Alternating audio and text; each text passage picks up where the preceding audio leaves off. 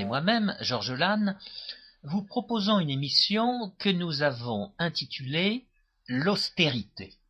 L'austérité, dernier anticoncept de la pseudo-démocratie socialiste. Si François Guillaume vous tenez absolument à un sous-titre, je vous l'accorde. De toute façon, il faudrait des guillemets à cette prétendue austérité. On va mettre beaucoup de guillemets dans ce qui suit. Oui, alors vous n'êtes pas sans savoir que le mot austérité est ces derniers jours à la mode.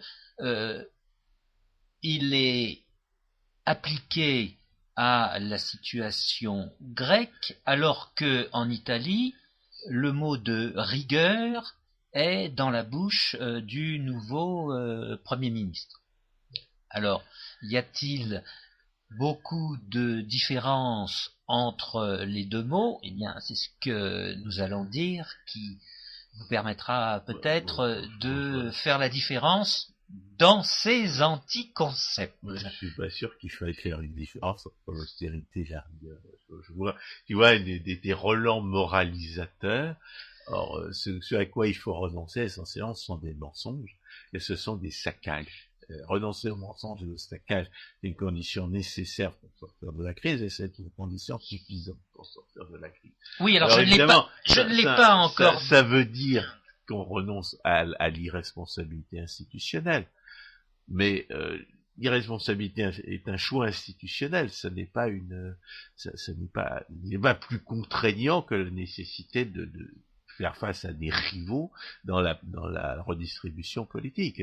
L'idée sur laquelle la rigueur vous obligerait à renoncer à une vie confortable, c'est oublier justement cette rivalité dans la politique qui tient au fait qu'il n'y a pas plus de profit certain dans le pillage d'autrui que dans la production. Donc oui. C'est à une autre illusion qu'il faut renoncer. C'est l'illusion de la gratuité du vol. C'est l'illusion du vol comme moyen de résoudre les problèmes de la rareté qui est caractéristique du socialisme, mais qui n'est qu'une illusion, qui n'est qu'un mensonge. Ce n'est pas plus contraignant de produire que de passer des concours et de rivaliser avec d'autres criminels pour vivre par la force sur le dos des autres. Et d'ailleurs, les hommes de l'État, quand ils essayent de défendre leur criminalité, disent je ne me suis pas enrichi personnellement. Je travaille comme tout le monde. Je reste très longtemps le soir au bureau. Tous ces arguments sont utilisés pour faire croire que ces parasites socio-institutionnels n'en seraient pas. Alors que, bien entendu, la distinction se trouve ailleurs. Je ne l'avais pas encore dit, et vous avez insisté sur ce point. Cette austérité, cette rigueur est à mettre en relation avec la crise, ou cette suite de crises que nous connaissons dans la première décennie du deuxième millénaire, mais cette série de crises... Troisième millénaire. Oui, mais cette série de crises ne fait que prolonger celle qui existait depuis au moins la décennie 80 et dont nous avons eu l'occasion de parler. L'actualité qui m'a donné l'impression qu'il fallait quand même un peu protester contre l'anticoncept d'austérité, parce que c'est un anticoncept, et un anticoncept par amalgame, pour reprendre les classifications de Heidrun. C'est l'idée de voir, par exemple, que les Gauleiter que l'Union européenne impose à la Grèce cherchent à imposer un plan d'augmentation des impôts, alors que c'est vraiment la dernière chose qu'il faille faire contre une population dont la production a diminué d'un quart au cours des 3 dernières années. Oui, bien plus. Ces Gauleiter donne l'impression d'avoir une parfaite connaissance de la situation et des situations en général, ce qui est loin d'être le cas. Il y a une question générale de connaissance de la situation, mais il y a aussi une connaissance, un discours qui fait absolument aucune distinction entre augmenter les impôts et diminuer les dépenses. Et c'est justement cet anticoncept par amalgame d'austérité ou de rigueur qu'il s'agit de dénoncer. Parce que du point de vue moral, parce que c'est le point de vue moral qui est premier, et du point de vue économique, augmenter les impôts ou diminuer les dépenses, c'est le jour et la nuit. Et alors évidemment, ces Gauleiter et autres soi-disant experts raisonnent de façon strictement pseudo-comptable, dans les termes de la prétendue comptabilité nationale, telle que nous l'avons dénoncée dans une émission consacrée à cela. Or, il est bien évident que si vous prenez au sérieux des chiffres qui fourrent dans le même sac une augmentation des impôts et une diminution des dépenses, alors que du point de vue moral et du point de vue économique, c'est le jour et la nuit, vous ne savez pas ce que vous faites, et vous ne savez pas de quoi vous parlez. Alors, bien entendu, cet amalgame n'est pas seulement le produit de l'ignorance et de l'incompétence. L'ignorance et l'incompétence ne sont pas innocents. C'est une émission intitulée le charlatanisme ordinaire. J'ai même 2 émissions intitulées le décalogue du charlatanisme ordinaire à l'économie. Bon, et en faisant l'énumération de tous les faits avérés dont les économistes ne tiennent pas compte pour des raisons d'opportunité politique, nous avons mentionné l'opportunité politique, c'est-à-dire les raisons pour lesquelles le charlatanisme ordinaire est un charlatanisme ordinaire. Et là, nous avons évidemment des hommes de l'État pseudo-démocrates et socialistes qui continuent d'analyser la situation dans les termes habituel, alors que la situation est doublement différente de ce dont ils avaient l'habitude, à la fois parce que leurs complices habituels, c'est-à-dire les gens qui achetaient leurs promesses d'argent volé, se méfient parce qu'ils pensent qu'ils vont pas tenir leurs promesses d'argent volé, et aussi parce que les hommes d'État volent et redistribuent tellement, c'est-à-dire qu'ils détruisent tellement de richesses, qu'aujourd'hui, on peut être certain que toute augmentation des impôts va réduire la production, et on est à peu près certain, en tout cas c'est un fait admis aux États-Unis, que ça va réduire les recettes fiscales. C'est-à-dire que si on veut augmenter les recettes fiscales, il faut réduire les impôts, et notamment, et la réglementation, c'est-à-dire réduire l'assiette des impôts, c'est-à-dire réduire les taux des impôts. Alors, ce que ça veut dire, c'est que la première chose qui devrait tomber quand on veut faire une politique de redressement budgétaire sont les impôts de la haine. On a fait toute une émission intitulée L'incitation à la haine sociale, dans laquelle nous avons décrit les différents impôts qui conduisaient à favoriser cette disharmonie. On a décrit surtout le rôle de cette incitation à la haine sociale dans l'imposture de la pseudo-démocratie socialiste. Ce à quoi il s'agit de renoncer aujourd'hui, et on ne répétera jamais assez, ce sont des mensonges et ce sont des saccages. Des mensonges sur les saccages.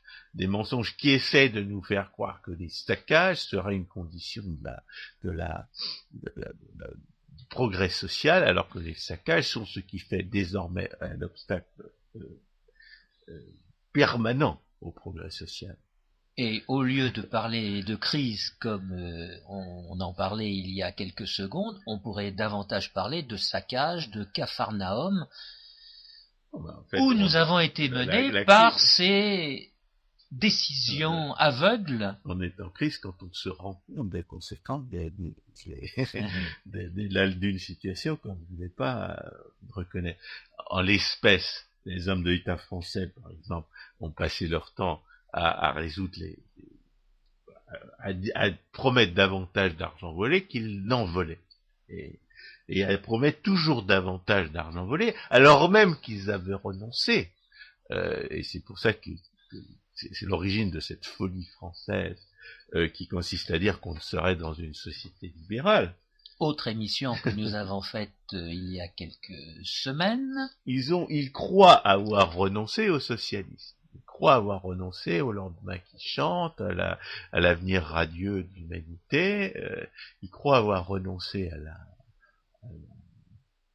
à leurs utopies, aux utopies de leur jeunesse 68arde, et en réalité, les institutions que la vermine exploiteuse et folle du communisme nous a imposées au XXe siècle, les institutions continuent à manger toujours et à détruire toujours davantage de la production des gens normaux. C'est-à-dire que ces gens qui s'imaginent qu'on serait dans une société libérale, ces gens qui sont assez fous pour croire qu'avec 57% de dépenses de produits intérieurs mangés par les dépenses étatiques, eh bien on serait dans une société libérale, ces gens-là ne se rendent pas compte que les institutions qu'ils nous ont imposées dans le passé et qu'ils considèrent comme allant de soi sont la cause de la crise dont ils se plaignent aujourd'hui. Et alors, pour maintenir ces institutions dont ils croient qu'elles sont nécessaires et normales, alors qu'elles sont des institutions criminelles et destructrices, eh bien, ils avaient jusqu'à présent trois solutions qui étaient pour eux équivalentes. Eh bien, ils empruntaient de l'argent, c'est-à-dire qu'ils vendaient des promesses d'argent volées à des épargnants, ou bien ils volaient encore davantage d'argent, ou bien ils distribuaient moins d'argent volé. Or, la nouveauté, et ce qu'ils appellent la crise, c'est que il y a deux de ces solutions qui sont fermées. Parce que lorsqu'ils augmentent les taux d'imposition, ce que veut faire le dénommé Hollande, augmenter les impôts de la haine, eh bien ils vont réduire les recettes fiscales, donc ils n'obtiendront pas ce qu'ils veulent. Et puis d'un autre côté, leurs complices ordinaires, les prêteurs, qui leur prêtaient de l'argent, c'est-à-dire qui achetaient leurs promesses d'argent volé, eh bien ils veulent plus acheter les promesses d'argent volé, sinon à des conditions qui tiennent compte d'une prime de risque auquel ils ne sont pas prêts à se résoudre. Donc la seule solution, c'est de diminuer les dépenses. Or, qu'implique la fausse notion d'austérité? Elle implique qu'il y aurait aucune différence entre ce qui n'est plus une solution que d'augmenter les impôts, et ce qui est la seule solution, c'est-à-dire de diminuer les dépenses. C'est pour ça que j'ai été frappé, moi, par les Gauleiter de la Grèce. Je découvre avec effarement qu'ils voudraient que les impôts rentrent alors que les Grecs avaient l'habitude de ne pas les payer. Qu'est-ce que ça veut dire que les impôts rentrent alors que les Grecs avaient l'habitude de ne pas les payer? Ça veut pas dire qu'on va faire de la rigueur alors qu'avant il y avait du laisser-aller. C'est pas en cela qu'on renoncerait à l'irresponsabilité institutionnelle, qui est un des éléments majeurs du problème. Le fait que les gens ne paient pas d'impôts, c'est très bien. C'est pas du laisser-aller. Ce qu'il faut faire, c'est pas forcer les gens à payer les impôts que la loi leur demande de payer. C'est réduire les prétentions légales de l'État, de manière à conformer la pratique à la réalité.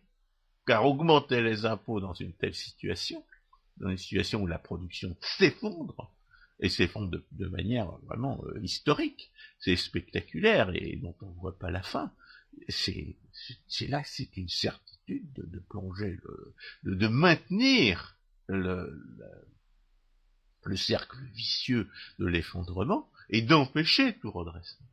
Il faut vraiment être fou pour demander une augmentation des impôts en Grèce. Il faut vraiment être fou. Et cette folie-là, elle traduit,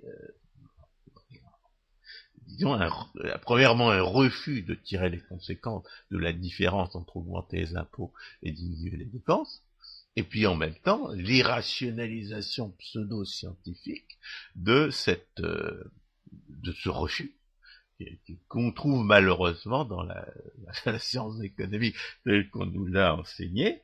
Et puis enfin, bien entendu, il va falloir expliquer les réactions et dire quelles devraient être les bonnes réactions à cette situation. Donc on a trois parties. La première consistera à parler, à rappeler que la différence entre augmenter les impôts et diminuer les dépenses. C'est le jour et la nuit pour ce qui est de leur interprétation morale et de leurs conséquences économiques. Ensuite, la deuxième partie consistera à énumérer les sophismes économiques qui aveuglent une bonne partie de nos irresponsables institutionnels sur la réalité de ces différences. Et puis enfin, on va parler de la réaction, je dirais, des peuples, et la réaction que devrait être celle des peuples face à cet amalgame. Alors, commençons par le jour et la nuit. Oui, alors, du point de vue moral, augmenter les impôts, c'est voler encore davantage. C'est davantage de criminalité. C'est davantage de pillage. C'est davantage d'esclavage. Je me sens obligé de rappeler l'aspect moral de la chose, parce que c'est justement la dernière chose dont les économistes se rendent compte après qu'ils ont réfléchi sur ce qui doivent être des politiques économiques et sociales. Les politiques économiques et sociales, l'économiste n'est pas habitué par sa formation à les envisager d'un point de vue moral. Il sait que l'intervention de l'État, par définition, viole les droits de propriété, et au lieu d'en tirer la conséquence que l'intervention de l'État est par définition criminelle et par conséquent mauvaise, eh bien, on l'invite à envisager les conséquences plus ou moins réelles, plus ou moins officiellement postulées de ces interventions de l'État. Quand vous étudiez la théorie des politiques économiques et sociales en sciences économiques, vous avez bien de la chance, si on applique la théorie économique à ces politiques économiques et sociales, suffisamment pour que vous puissiez vous rendre compte que ces politiques économiques et sociales ne peuvent pas avoir les effets que leur prêtent leurs partisans. Mais le procédé de désinformation en l'espèce consiste d'abord à détourner l'attention du caractère criminel de l'intervention de l'État. La théorie économique en tant que telle ne peut pas fournir de normes. Ce qui peut fournir des normes, c'est la philosophie politique. Est-ce que la philosophie politique nous dit de faire politique? C'est que les politiques économiques, l'intervention de l'État est injustifiée. Sont injustifiées. Donc, c'est le raccourci qui devrait permettre de répondre à toutes les questions sur les politiques économiques et sociales. Les politiques économiques et sociales sont mauvaises parce qu'elles sont criminelles. Et ce que la théorie économique peut faire, c'est décliner les conséquences destructrices de ces politiques économiques. Elle ne peut pas nous prouver que ces politiques sont mauvaises. Ce qui nous le prouve, c'est la philosophie politique. Et c'est bien sûr, c'est nécessaire et c'est suffisant. Alors, une fois qu'on a prouvé que l'intervention de l'État est mauvaise et que l'abstention de l'État est bonne, en l'espèce, c'est-à-dire qu'à partir du moment où on a prouvé que voler c'est très mal et que protéger les honnêtes gens contre les voleurs et les assassins c'est très bien, chose qu'on n'a pas. On apprend généralement quand on a l'âge de raison, et qu'on comprend parfaitement dès qu'on a l'âge de raison, mais qu'après on désapprend quand on est à Sciences Po, et autres fabriques de rationalisation usines à rationalisation pour la criminalité étatique, eh bien, on n'a plus à apprendre que les effets délétères de l'intervention de l'État. Et encore, c'est assez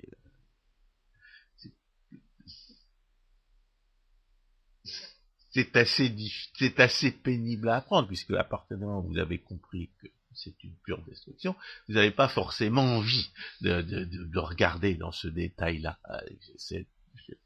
Quand j'étudie les crimes commis, les crimes contre l'humanité commis par divers socialistes au XXe siècle, je constate que ce qui protège cette criminalité de la pleine prise en compte de son caractère monstrueux et détestable, c'est justement son caractère monstrueux et détestable, la contemplation du socialisme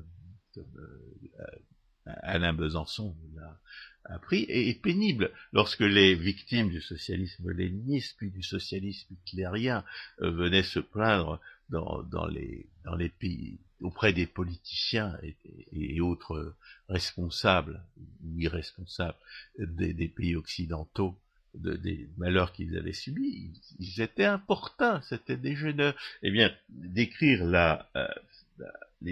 les effets des politiques économiques, quand on sait effectivement lesquels c'est, eh bien, non seulement c'est pénible pour celui qui le fait, mais aussi c'est aussi pénible pour celui qui l'entend. Alors, ça ne nous dispense pas pour autant de décrire les 3 conséquences principales d'une augmentation des impôts envisagée comme une prétendue solution à la crise. Le premier effet de l'augmentation des impôts, c'est les économistes appellent un effet de substitution, c'est-à-dire que les gens vont produire moins dans la mesure où ils peuvent se permettre de produire moins. Et ce que ça veut dire, c'est qu'il faut tenir compte de l'effet de surprise, de l'incertitude. Si les gens s'attendaient à ce qu'on les vole davantage, ils ont déjà pris leurs dispositions pour produire moins, afin d'échapper au pillage, dès lors que le pillage est institué. Pour qu'ils aient intérêt à produire moins, il faut que le pillage soit institué, mais dès lors que le pillage est institué, le pillage supplémentaire est institué, alors ils produisent moins pour échapper au pillage. Ou alors ils vont s'installer à l'étranger. C'est une autre manière de produire moins. Et là, l'effet, c'est évidemment une baisse de la production, et tel qu'on a pu l'observer à de nombreuses reprises, dans un sens comme dans l'autre, c'est-à-dire soit qu'on augmente les impôts, soit qu'on les diminue, et particulièrement les impôts de la haine, c'est une variation de la production dans le sens inverse des impôts. Lorsque on augmente les impôts, la production baisse. Lorsqu'on diminue les impôts, la production augmente. Et c'est vrai par définition des impôts de la haine, puisque c'est comme ça qu'on définit les impôts de la haine. L'impôt de la haine, ce sont ceux qui ne sont pas là pour rapporter de l'argent au trésor public, mais pour priver de ce qu'ils ont les catégories sociales qu'on a décidé de persécuter. Alors, je parlais de la prévision. Si on suppose que le pillage supplémentaire est prévu, eh bien, la baisse de la production va avoir lieu immédiatement. Si l'augmentation du pillage prend par surprise les producteurs, il y a un certain nombre de productions qui vont avoir intérêt à continuer jusqu'au moment où ils pourront se permettre de les abandonner. C'est-à-dire qu'il va y avoir un effet différé, et un effet différé qui tient au fait que les producteurs ont été pris par surprise. C'est ce qui permet aux sophistes qui prennent la théorie économique comme une science expérimentale de vous prouver expérimentalement, entre guillemets, que les augmentations d'impôts ne diminuent pas la production. Il y a des cas où les producteurs, ayant été pris par surprise, ne pouvant pas s'enfuir aussi rapidement qu'ils auraient pu le faire, eh bien, on continue pendant quelque temps encore, à jouer les esclaves de leurs oppresseurs et de leurs exploitants. Donc, il faut pas oublier l'effet fondamental de la certitude. Ça a d'ailleurs été l'occasion pour Pascal Salin, justement à propos des effets de l'impôt sur la production, de réfuter la notion d'effet de revenu. Puisque des prétextes pour nier que l'augmentation des impôts réduit la production taxée, c'est le prétendu effet de revenu. En réalité, Pascal Salin a prouvé que le prétendu effet de revenu ne pouvait pas se produire systématiquement dans la mesure où il n'était qu'une conséquence de l'incertitude, c'est-à-dire du fait que les gens ne prévoient pas peuvent pas parfaitement prévoir le degré de pillage criminel et esclavagiste auquel les soumettront les hommes de l'État. On peut d'ailleurs imaginer une situation qui, du point de vue logique, n'est pas tout à fait impossible, c'est que les gens surestiment le degré de pillage auquel les hommes de l'État vont les soumettre, et éventuellement surréagissent à une augmentation d'impôts. Ou alors, donc les effets destructeurs de et contre-productifs de l'imposition, et le risque que l'augmentation du taux d'imposition conduise à une baisse des recettes fiscales, donc sont dominés par cet effet de substitution, mais également par l'incertitude. Alors, il y a le fait circonstanciel que j'ai mentionné tout à l'heure et qui explique l'anticoncept, on s'accroche à l'anticoncept de rigueur, d'austérité pour refuser de voir la différence entre augmenter les impôts et diminuer les dépenses étatiques, c'est le fait que, en France en particulier, on atteint les limites du socialisme.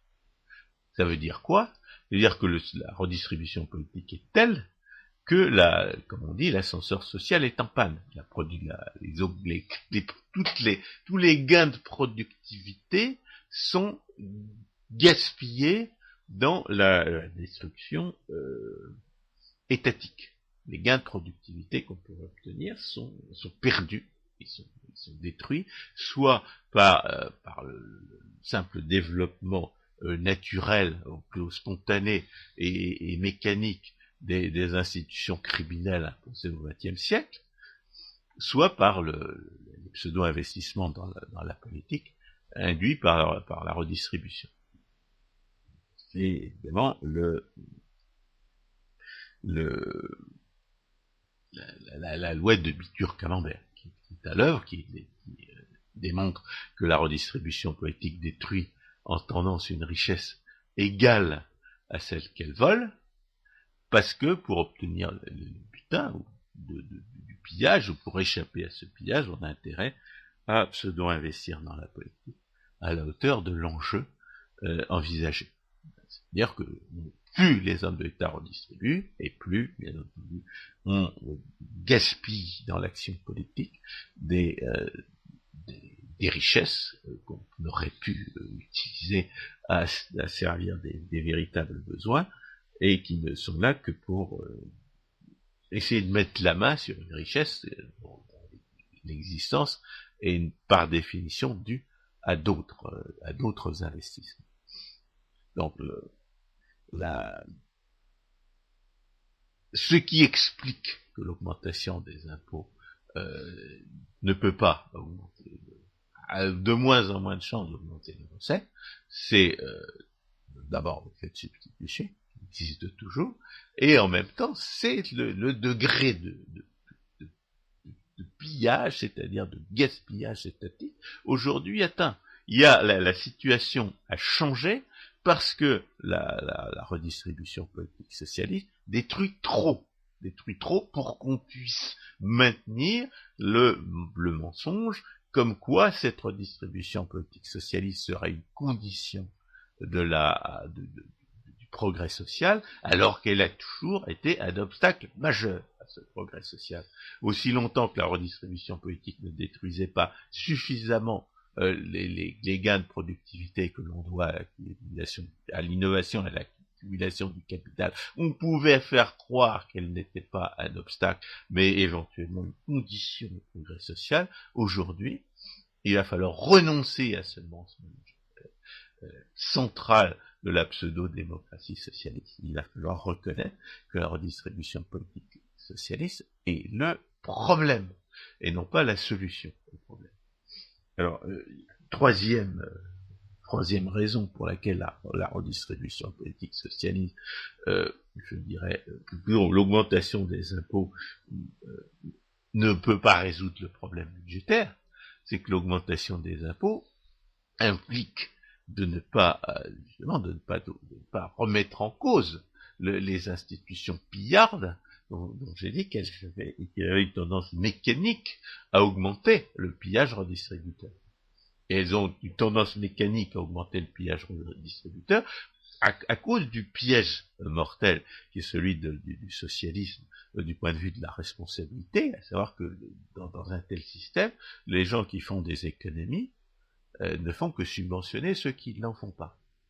C'est-à-dire que quoi que vous fassiez, vous ne pouvez que servir l'irresponsabilité institutionnelle, et vous ne pouvez, et dans un tel système, vous ne pouvez que servir, que participer aux mécanismes qui conduisent à toujours plus de dépenses inconsidérées. C'est-à-dire, je le répète, même ceux qui font des économies servent en réalité la dépense inconsidérée dans la mesure où le produit de leurs économies va être dépensé par d'autres. Ils ne peuvent pas conserver le produit de leurs économies. La formulation la plus simple du piège mortel de la dépense publique, c'est que vous ne pouvez pas renoncer vous ne pouvez pas obtenir de ceux qui vous volent qu'en échange d'une moindre dépense, ils vous volent moins. Et vous ne pouvez pas obtenir de ceux qui vous distribuent de l'argent volé qu'ils volent moins à la condition que vous en dépensiez moins. Si vous dépensez moins d'argent volé, les hommes de l'État ne voleront pas moins. Et si vous réclamez moins d'argent volé, les hommes de l'État ne réclameront pas moins. C'est-à-dire que le cochon de payant, celui à qui on ne demande pas son avis, que l'on force à payer, chez qui on envoie la police pour lui voler ce qu'il a, le cochon de payant lui-même n'a pas intérêt dans un tel système à ne pas réclamer l'argent volé. Parce que tout l'argent volé que les hommes de l'État lui promettent, même s'il est contre ce système, eh bien, ça n'est qu'un moyen de récupérer ce qu'on lui a volé, mais en plus, s'il renonce à ce butin, pour une raison ou pour une autre, il ne fera que subventionner ceux qui n'y renoncent pas. Donc, on est dans un système, dès lors que vous considérez l'augmentation des impôts comme une solution aux problèmes budgétaires, vous restez dans ce système où personne n'a intérêt à faire des économies et où ceux qui font des économies ne font que subventionner ceux qui n'en font pas. Donc on est dans un système d'irresponsabilité institutionnelle systématique, et d'ailleurs il y a un certain nombre de gens comme les syndicalistes de la fonction publique, et notamment en matière d'enseignement, qui sont totalement hostiles à toute atténuation de cette irresponsabilité institutionnelle, parce qu'en tant que syndicats, ils en vivent. Ils vivent en parasites socio-institutionnels d'un pillage sans lequel il n'existerait pas. Car il est évident que dans une société normale, il n'y a pas de syndicat de la fonction publique. Même que les gens qui ont d'argent volé par les hommes de l'État n'ont pas le droit de vote, ou bien il n'y a pas de syndicalisme dans la fonction publique. Ça devrait évidemment être interdit. Alors, la solution, bien entendu, et qui est de baisser les dépenses, et dont seuls, aujourd'hui, malheureusement, du fait de la nature du pillage, les politiciens peuvent avoir l'initiative, puisqu'il n'y a pas de référendum d'initiative populaire, qui est la deuxième grande faille des institutions prétendues démocratiques. La solution qui est de baisser les dépenses, elle a évidemment les effets inverses de l'augmentation des impôts. À savoir que, bien entendu, si vous baissez les dépenses, vous rendez au peuple, au peuple constitué de citoyens le pouvoir de décision. Car tout argent volé et redistribué par les hommes de l'État correspond à une décision confisquée au peuple par les hommes de l'État. C'est ce qu'on a expliqué quand on a fait une émission pour expliquer que le service public était antidémocratique et que la démocratie était incompatible avec le socialisme.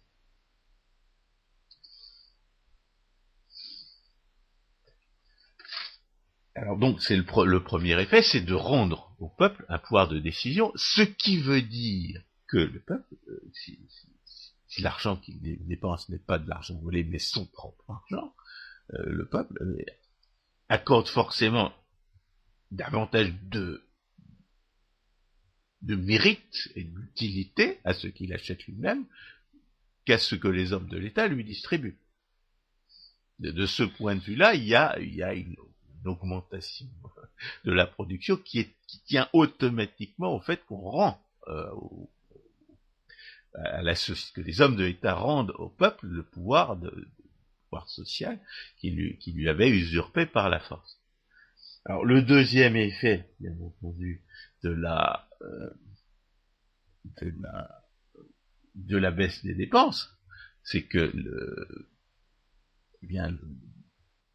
le mécanisme infernal de l'irresponsabilité institutionnelle est atténué. À partir du moment où les hommes de l'État ne vous distribuent plus d'argent volé, eh bien, vous n'êtes plus confronté à ce dilemme qui est d'accepter l'argent volé ou de subventionner ceux qui l'acceptent. Dès lors que on ne vous offre plus d'argent volé, vous n'êtes plus confronté à cette situation moralement insoluble qui consiste à savoir que si vous refusez cet argent volé, vous allez subventionner des gens qui trouvent normal de vivre d'argent volé aux autres. Enfin, bien entendu, il y a du fait de la démonstration de Bitur-Camembert, comme quoi la redistribution politique socialiste détruit l'équivalent, une richesse équivalente à celle qu'elle vole, bien entendu, dès lors que les hommes de l'État renoncent à un élément de redistribution politique, c'est autant de pseudo-investissements en moins que vous aviez à faire pour mettre la main sur le butin de ce vol. Car il faut les distributions d'argent volé ne sont pas gratuites. Pour obtenir de l'argent volé aux autres, il faut pseudo-investir. Et il faut se soumettre aux conditions qui vous permettent, dans le meilleur des cas, il faut se soumettre aux conditions qui vous permettent de recevoir cet argent volé. Il faut, par exemple, si l'argent volé est distribué à condition d'être pauvre ou d'être chômeur, eh bien, il faut être pauvre et être chômeur. C'est-à-dire renoncer à une production autonome pour devenir un parasite social institutionnel. Si la condition pour devenir un parasite social institutionnel, c'est de passer des concours et d'apprendre des choses qui ne servent à rien d'autre qu'à devenir un voleur, comme le droit administratif, eh bien, vous êtes obligé de passer des concours et d'apprendre des choses qui ne servent à rien d'autre qu'à devenir un voleur, comme le droit administratif. Donc, il n'y a aucune possibilité qu'en règle générale, vous ne soyez pas obligé de pseudo-investir, c'est-à-dire de dépenser des richesses en pure perte, pour devenir un parasite social institutionnel, c'est-à-dire pour recevoir les richesses volées par les hommes de l'État. Dès lors que les hommes de l'État réduisent les dépenses, c'est-à-dire leur distribution d'argent volé, eh bien c'est autant de pseudo-investissements que les receleurs n'auront pas à faire. Et c'est autant de richesses, par conséquent, qui seront libérées pour de véritables productions, de véritables investissements, par opposition à ce pseudo-investissement qui est le fait d'intriguer pour recevoir les butins de la politique. Alors, bien entendu, la- la- c'est encore mieux, non seulement d'abaisser les dépenses, mais d'abaisser les impôts, puisqu'il y a des impôts dont on sait, par définition, que leur effet n'est pas d'augmenter les recettes publiques, ce sont les impôts de la haine. Si vous abaissez les dépenses de la redistribution politique, et si vous abaissez les impôts de la haine, eh bien, c'est d'autant plus de résolution du problème budgétaire que vous aurez obtenu. C'est pour ça qu'il est vraiment effarant de voir un gouvernement soi-disant de droite se vautrer devant l'intimidation en ce qui concerne les impôts de la haine, en supprimant ce qu'il avait appelé le bouclier fiscal. Supprimer ce qu'il appelle le bouclier fiscal, ou rétablir, ne pas supprimer l'impôt sur le capital, c'est vraiment politiquement, c'est suicidaire. Il y a des imbéciles tellement imbus du socialisme qui ne comprennent pas, comme le dénommé Juppé, qui s'imaginent que c'était la suppression de l'impôt sur la fortune qui avait coûté sa majorité à la droite à la fin des années 80. C'est absolument pas vrai. Ce qui a coûté à sa majorité à la droite à la fin des années 80, c'est sa trahison de ses promesses électorales, c'est sa trahison de son électorat, c'est sa trahison de l'intérêt national, en renonçant aux politiques de démantèlement du socialisme qu'elle avait promis de faire, et ce pourquoi elle avait été élue en 1986. Donc le Juppé, bien très bien, préfère accuser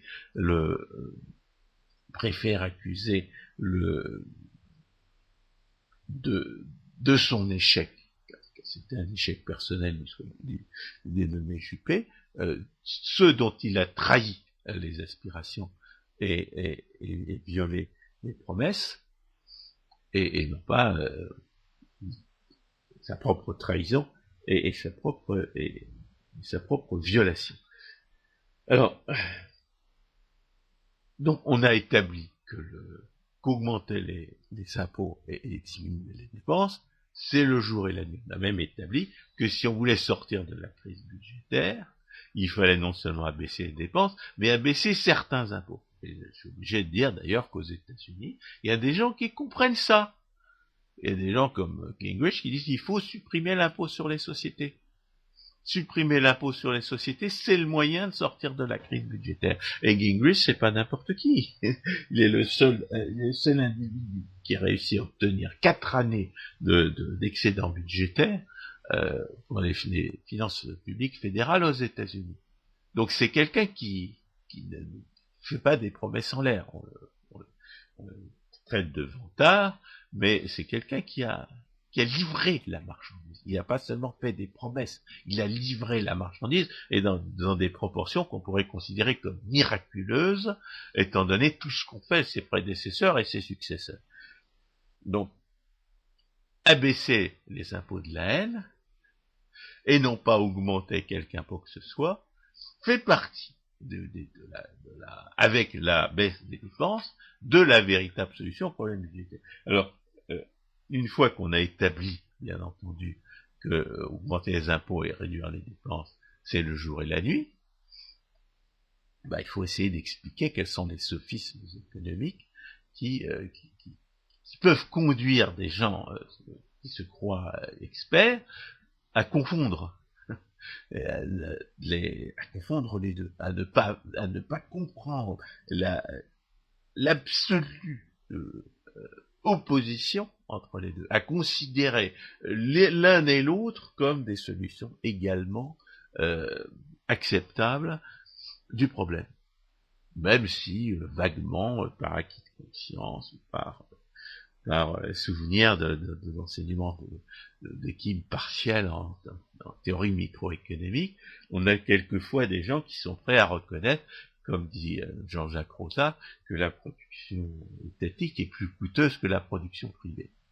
mais sans nécessairement tirer la conséquence qui s'ensuit automatiquement, c'est-à-dire que toute chose égale par ailleurs, l'intervention de l'État détruit la production. Alors, quels sont les sophismes économiques? Eh bien, oui, alors François, insistons bien sur le fait que tout ce que vous venez de dire procède du point de départ qui était un point de vue moral. Avec les sophismes dont on va parler maintenant, on abandonne ce point de vue, on exclut pas même. Forcément, pas du tout.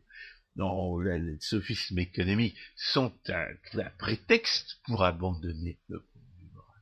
Je dirais même, il n'y a pas que des sophismes économiques, il y a des sophismes de méthodologie qui sont là pour faire des économistes des infirmes moraux qui s'imaginent que cette infirmité morale serait une condition de la rigueur scientifique. Je pense en particulier à Max Weber. Max Weber qui est l'inventeur de la fameuse Wertfreiheit, c'est-à-dire qu'on traduit en français comme on peut par neutralité face aux valeurs, et qui est dans le fondement réel, c'est qu'il faut distinguer entre les faits et les normes, parce que la théorie parce que la théorie sociale, en général, et la théorie économique en particulier, sont censées nous décrire les conséquences de certaines situations postulées au départ, alors que la philosophie politique et la philosophie morale sont là pour nous dire ce qui est bien, ce qui est mal, ce qui est juste et ce qui est injuste.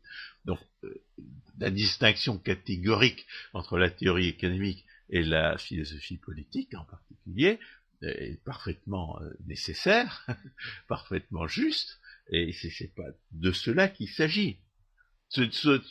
L'erreur de Max Weber consiste à s'imaginer que l'économiste ne devrait pas se référer à la philosophie politique, ni à la philosophie en particulier, ni à la philosophie morale en général. Or ça, c'est une erreur totale, une erreur absolue, et il y a deux raisons à ça. La première raison, qu'a démontré Hans Hermann Hoppe, ce qu'il a appelé l'éthique de l'argumentation, et ce qu'a essayé d'ailleurs d'illustrer Michael Polanyi dans ce livre qui s'appelle Logique de la liberté. Je ne suis pas sûr, il faudrait vérifier. C'est que les savants, pour communiquer, comme condition de la recherche de la vérité, sont obligés de se traiter réciproquement comme des êtres dotés de droits naturels, c'est-à-dire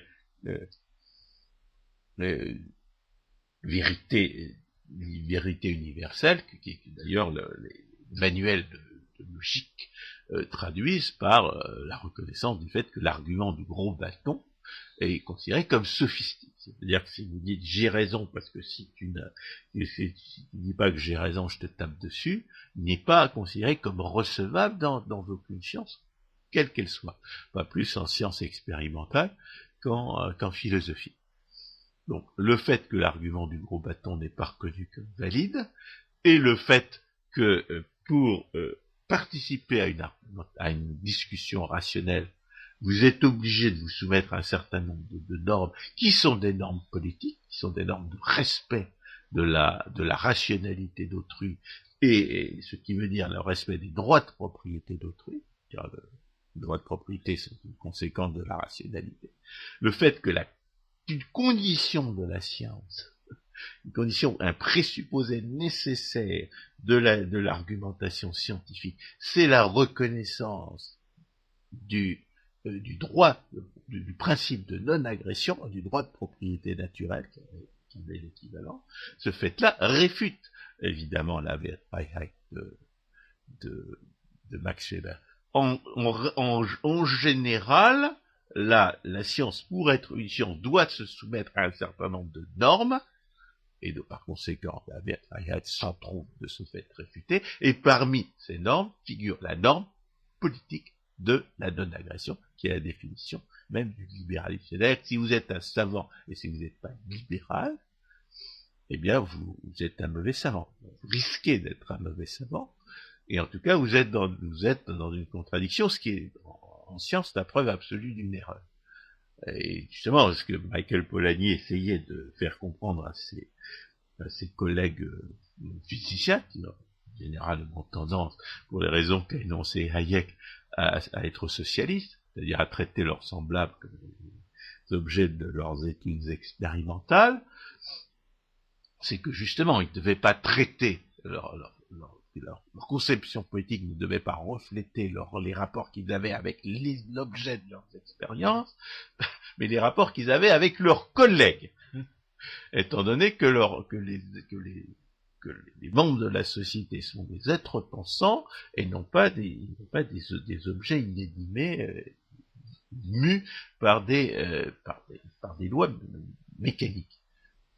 Donc, c'est la première réfutation de la Wertfreiheit. La deuxième réfutation de la Wertfreiheit, sur laquelle on n'insistera jamais assez, parce qu'il ne me semble pas que même Ludwig von Mises, qui en avait tiré des conséquences méconnues pendant la quasi-totalité du XXe siècle, les énonçait.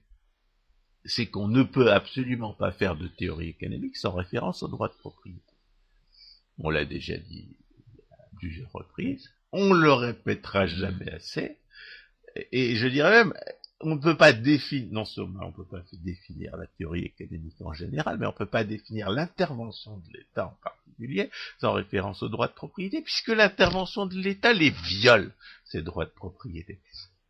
Donc il n'y a pas de démonstration plus évidente du caractère nécessaire d'une référence constante au droit de propriété en théorie économique, et surtout dans l'analyse des politiques économiques, que le fait que l'intervention de l'État, par définition, viole les droits de propriété. Ce point est très important, parce que certaines théories économiques, comme la théorie néoclassique, vont faire intervenir, se défendront, les économistes de ces théories se défendront, ils diront, mais en hypothèse, nous avons fait intervenir les droits de propriété. Oui, mais seulement malheureusement. Après, on fait comme s'ils n'existaient plus. C'est-à-dire qu'on ne tire pas les conséquences de l'hypothèse qu'il existe des droits de propriété, que ces droits de propriété ont donc des conséquences. C'est plus une hypothèse, je dirais que c'est un postulat nécessaire. C'est un présupposé indispensable de toute théorie économique dans un cadre social.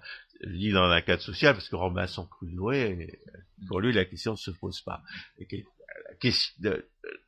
Le problème économique, c'est toujours se pose toujours dans les termes de savoir de quelles ressources vous pouvez disposer, et dans un cadre social, ça veut dire, pour l'essentiel, de quelles ressources vous pouvez disposer sans violer le droit de propriété des autres.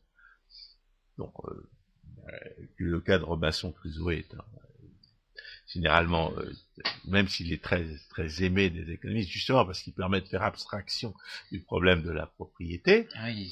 Et du fait que nous ne sommes pas Robinson Crusoe, et que le vendredi d'ailleurs apparaît à partir d'un certain moment, eh bien, la question des droits de propriété se pose nécessairement.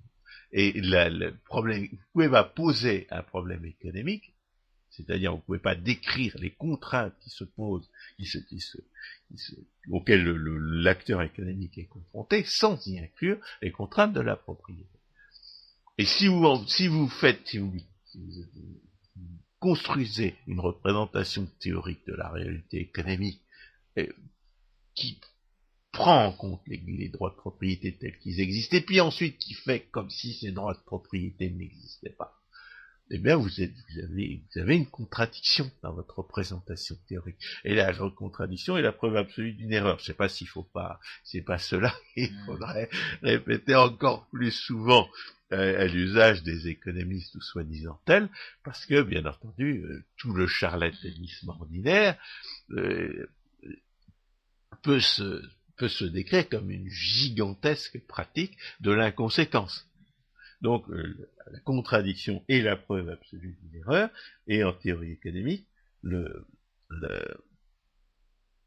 fait de ne pas tenir compte des droits de propriété, c'est une condition de l'erreur absolue. Et ne pas tenir compte des droits de propriété, c'est justement ce que fait un anticoncept d'austérité ou de rigueur, qui ne fait pas de différence entre augmenter les impôts et diminuer les dépenses étatiques.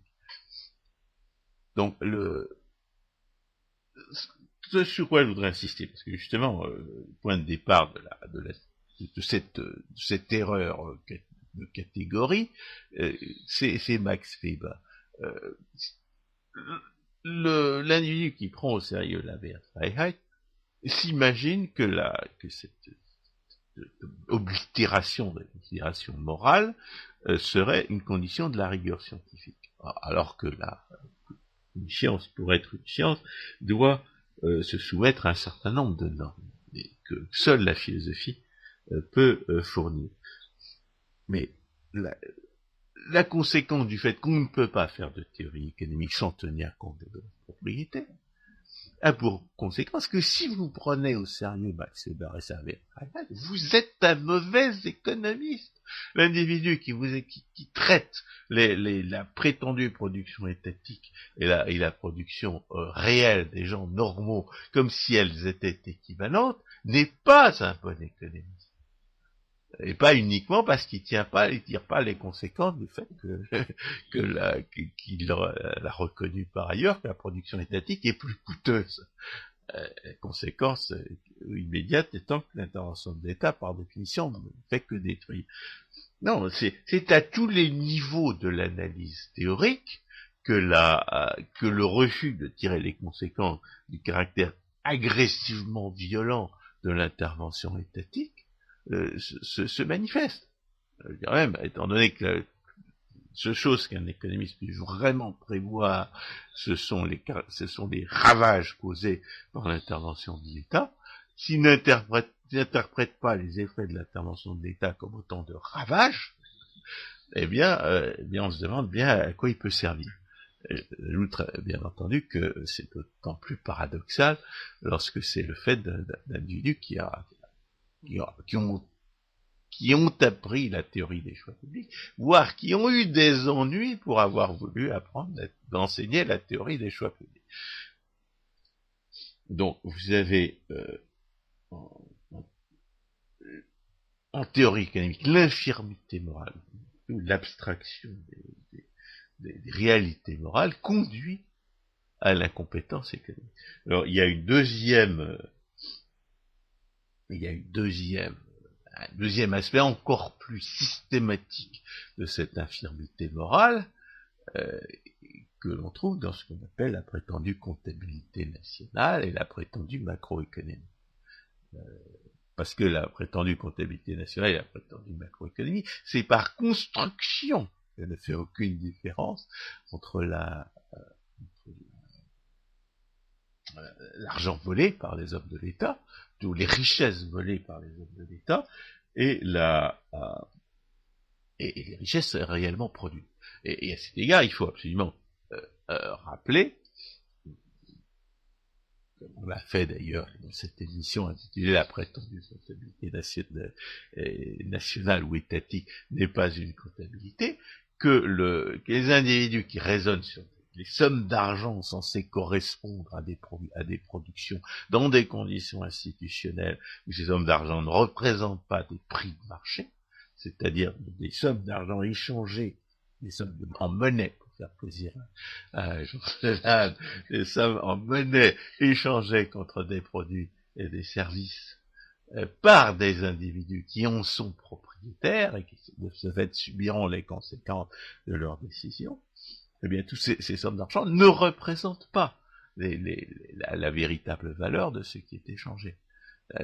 L'irresponsabilité institutionnelle, même l'irresponsabilité institutionnelle et l'irresponsabilité contractuelle dans une grande entreprise, qui conduit les individus à disposer de richesses dont ils ne sont pas propriétaires, a pour effet que la prétendue comptabilité des usages et des échanges qui sont faits des richesses en question ne reflètent pas la réalité des jugements de valeur. Et par conséquent, en théorie économique, ne sauraient être utilisés par le raisonnement. Et cela explique, pour illustrer par une situation d'actualité, cela explique que les comptabilités nationales varient d'un pays à un autre. Ou les prétendues comptabilités nationales. Elles varient d'un pays à un autre, ne serait-ce que parce que dans chaque pays, il y a un monopole étatique qui a le privilège de construire cette comptabilité nationale, et dans le cadre de l'Union européenne, il y a un monopole particulier qui est Eurostat, qui a comme fonction d'essayer d'harmoniser ces comptabilités nationales différentes. C'est-à-dire de pratiquer une uniformisation. Sur la base de normes, sur la base de critères absurdes. C'est le vocabulaire de la musique. Oui. Donc, le point de départ de la prétendue comptabilité nationale, c'est un déni de la réalité. C'est un vol du concept de valeur. La valeur, c'est forcément une valeur pour des individus agissants. Et c'est une valeur pour des individus agissants dans la mesure où l'action a pour eux des conséquences. Et le problème, justement, d'irresponsabilité institutionnelle et de l'irresponsabilité contractuelle, parce que il y a une certaine analogie entre les bureaucraties étatiques et les bureaucraties privées de ce point de vue-là, c'est que justement l'irresponsabilité juridique donne à des individus agissants l'occasion de disposer de richesses dont ils ne sont pas propriétaires et à propos desquelles, par conséquent, la décision n'a pas les conséquences qu'elle aurait pour des propriétaires, disposant de leur propriété. Et la conséquence naturelle, bien entendu, c'est le gaspillage. Étant donné que si vous disposez de richesses, d'une manière qui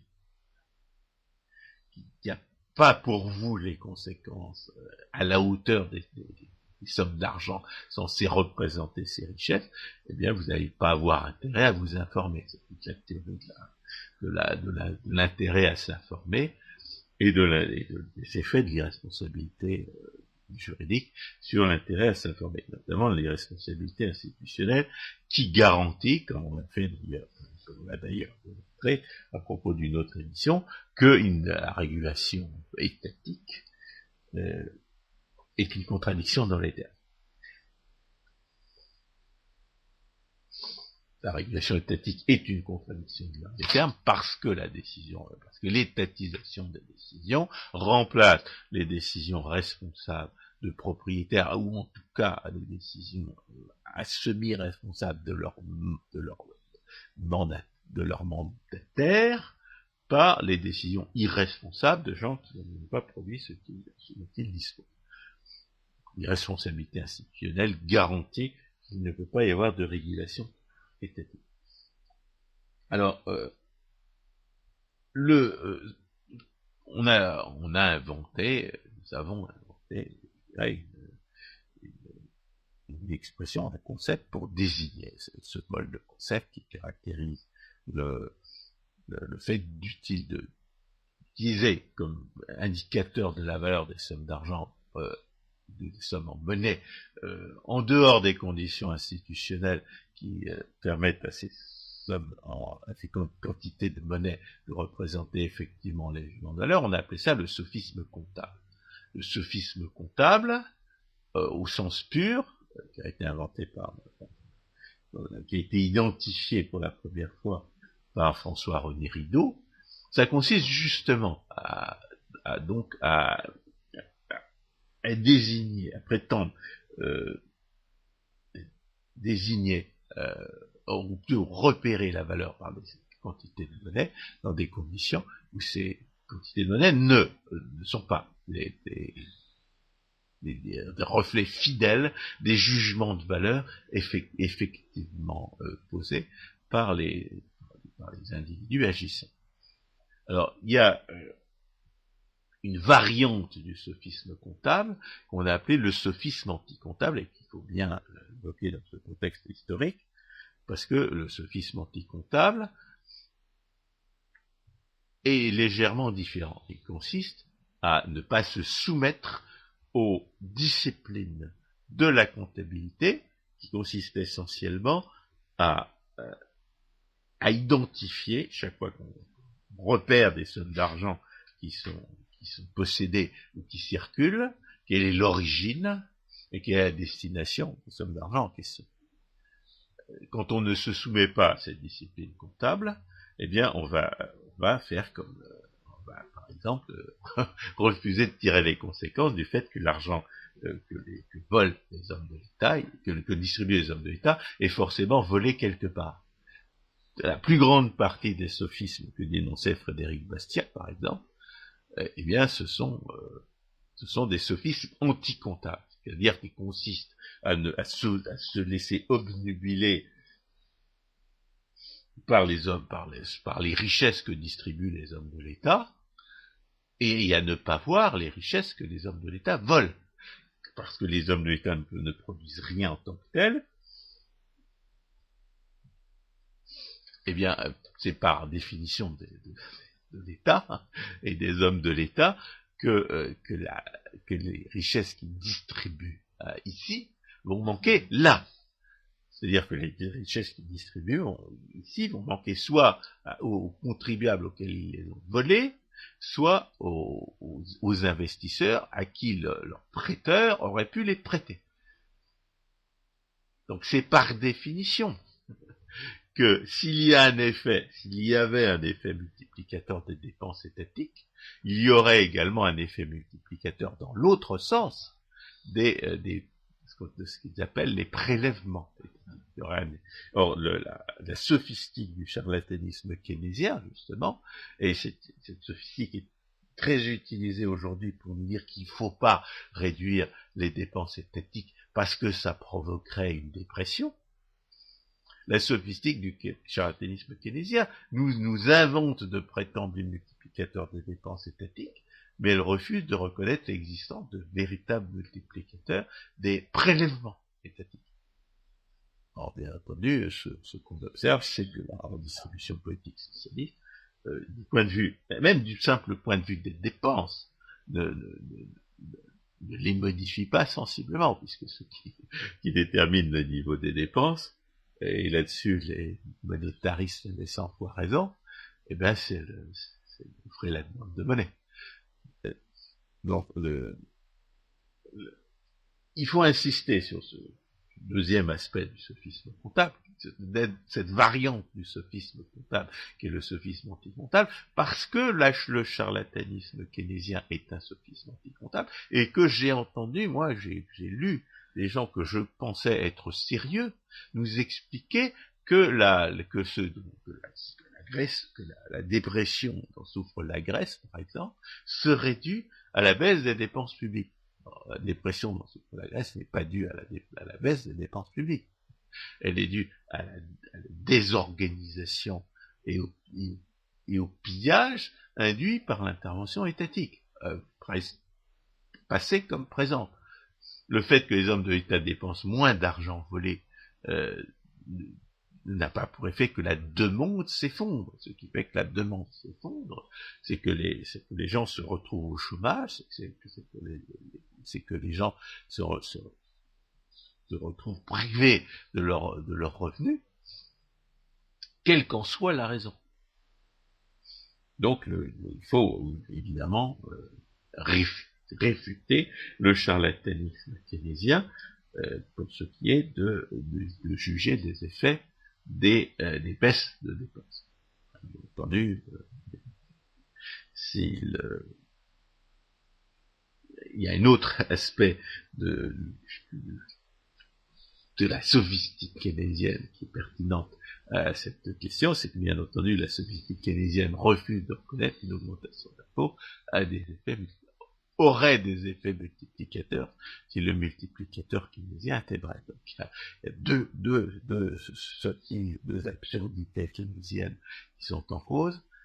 La première, qui est explicite et 100 fois mentionnée, consiste à prétendre que la baisse des dépenses étatiques aura un effet dépressif sur l'activité, alors que la seule chose qui puisse engendrer une crise en l'espèce, et que cette baisse soit inattendue pour ceux qui en étaient dépendants. Et puis le deuxième sophisme qu'on mentionne moins, mais qu'on devrait mentionner dans ce contexte, parce que c'est un sophisme par omission, eh bien c'est un sophisme qui consiste à refuser de tirer les conséquences sur la production des pillages et des emprunts par les hommes de l'État.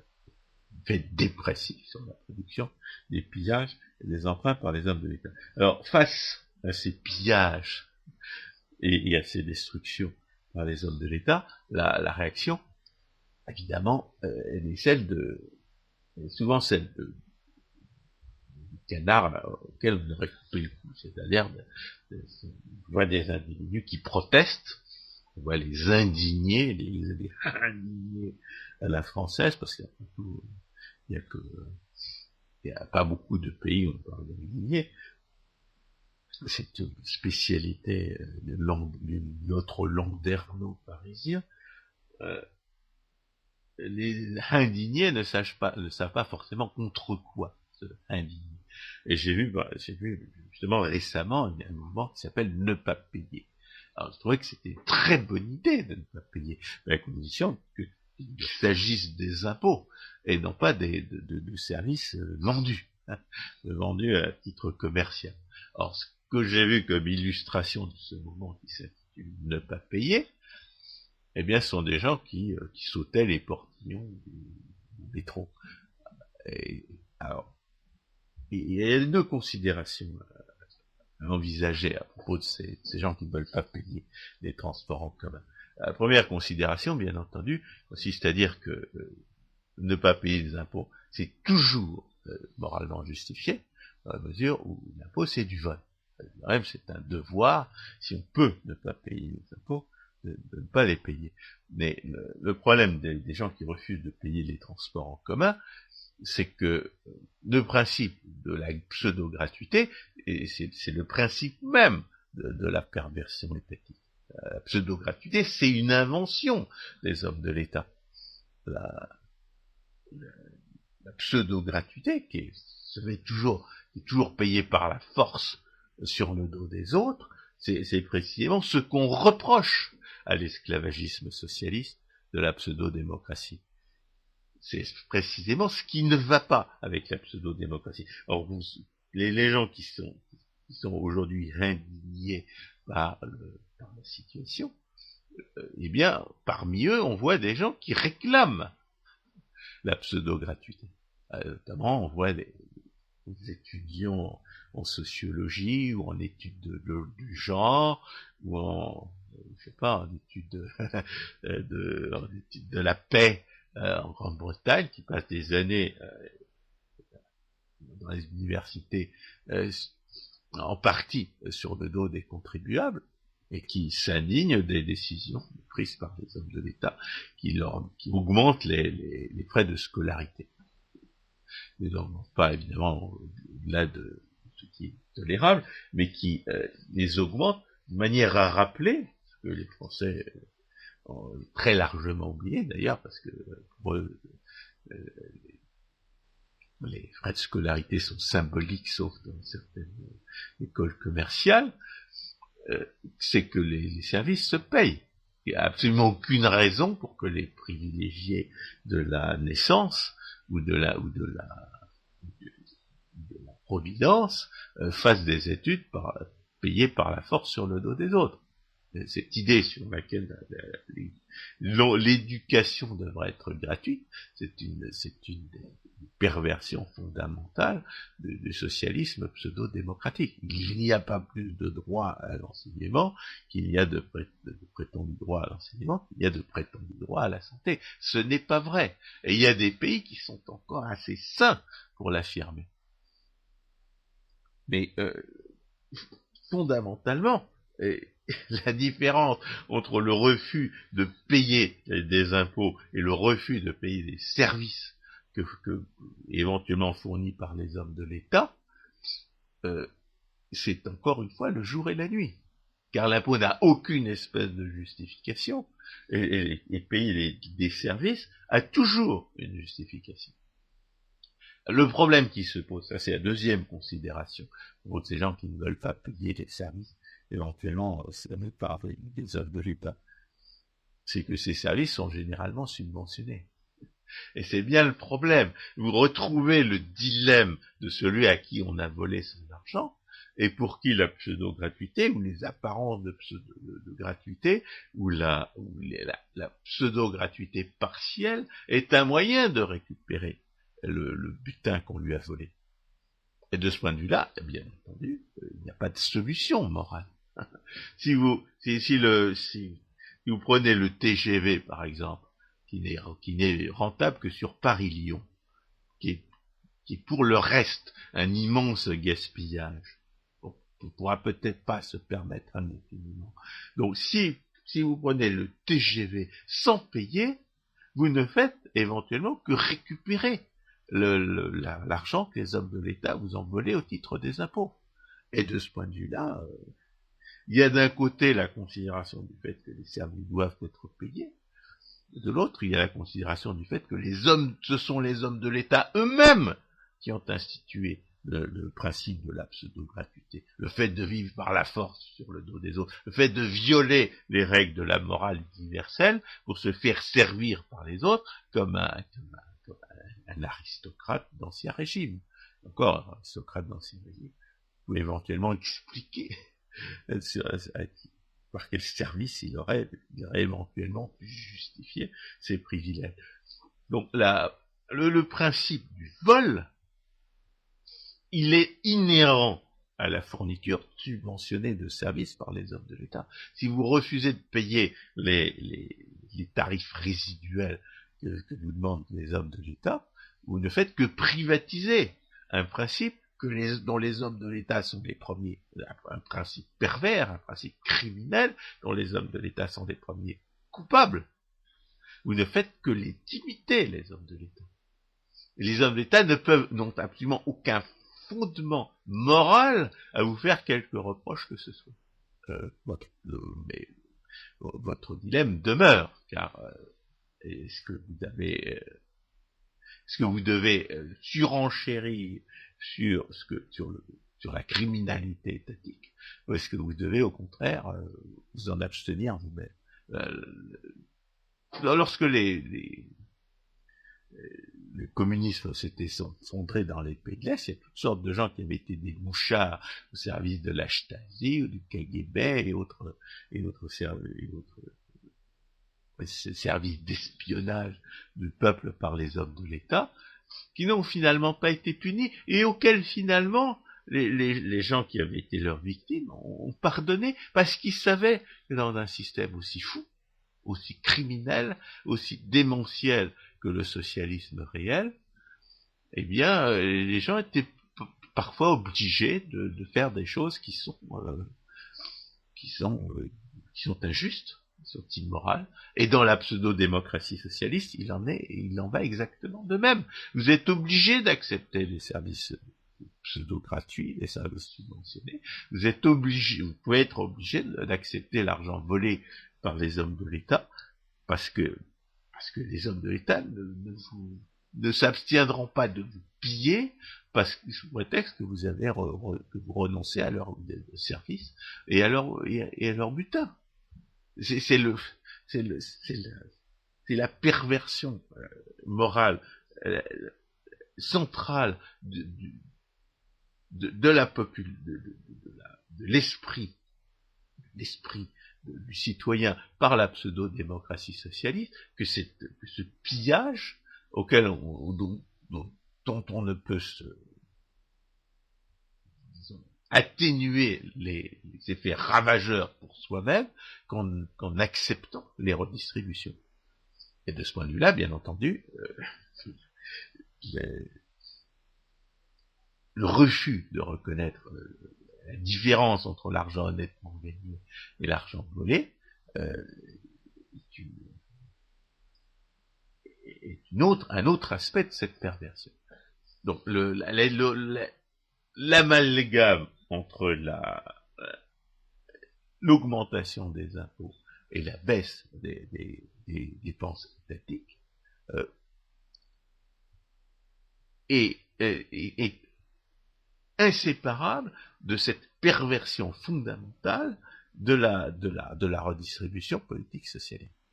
Et alors, évidemment, puisque nous sommes en réaction à ce pillage criminel, à cette perversion morale intrinsèque, la question est de savoir ce qu'on doit faire. Et la réponse, c'est vrai, on a déjà parlé, puisqu'on a fait une émission qui s'intitulait ce qu'il faut faire et ce qu'il ne faut pas faire. Alors, ce qu'il ne faut pas faire, bien entendu, c'est continuer à emprunter, et ça, les hommes d'État s'en rendent peut-être compte, mais ce qu'il ne faut pas faire non plus, c'est augmenter les impôts, et surtout pas les impôts de la haine. Ce qu'il faut faire, eh ben, je dirais, ça pose pas de problème intellectuellement, parce qu'il y a toutes sortes d'autres pays qui l'ont déjà fait. Il y a des Suède, en partie, le Canada l'a fait, la Finlande l'a fait, quand elle a perdu ses marchés captifs en Union soviétique. L'Espagne est en train de le faire, les hommes de l'État espagnol. Il y a toutes sortes de pays qui se sont sortis de leurs difficultés budgétaires en faisant ce qu'il fallait faire, c'est-à-dire réduire les dépenses et réduire les impôts de la haine. Alors, du point de vue des pièges qu'on a cités, c'est-à-dire le fait que les gens ont peur les gens qui ont accepté les redistributions étatiques ont peur de perdre les redistributions étatiques et d'être toujours autant taxés. Bien entendu, la solution idéale, c'est de supprimer en même temps suffisamment de privilèges redistributifs pour que tout le monde soit gagnant, pour que tout le monde puisse s'attendre à être gagnant. C'est ce qu'avait fait Roger Douglas en Nouvelle-Zélande.